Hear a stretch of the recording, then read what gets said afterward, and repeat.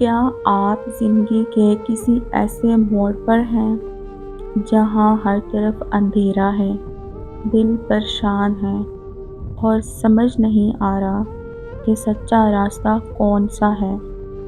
یاد رکھیں، سچا راستہ وہ نہیں جو دنیا کی بھیڑ دکھاتی ہے، بلکہ سچا راستہ وہ ہے جو اللہ تعالیٰ کا قرآن دکھاتا ہے۔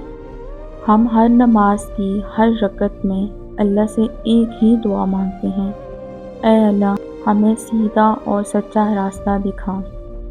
یہ وہ راستہ ہے جس پر چلنے کے بعد انسان کبھی بھٹکتا نہیں اور نہ ہی کبھی مایوس ہوتا ہے۔